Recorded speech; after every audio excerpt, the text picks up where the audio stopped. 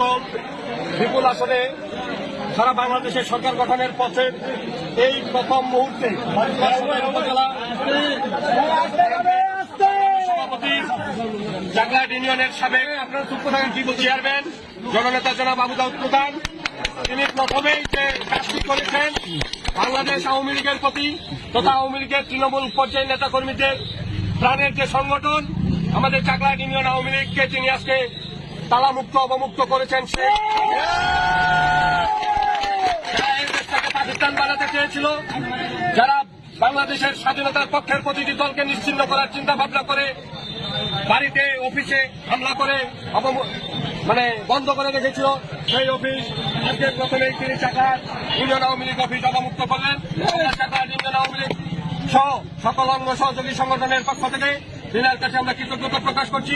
সেই সাথে আগামী দিনে যে কোনো মিছিল মিটিং আন্দোলন সংগ্রাম স্বাধীনতার সপক্ষের সকল উন্নয়নের ক্ষেত্রে আমরা না আওয়ামী লীগ না বিএনপি না জাতীয় পার্টি সকলে ঐক্যবদ্ধ হয়ে স্বাধীনতা বিরোধীদের পক্ষে থাকবো এবং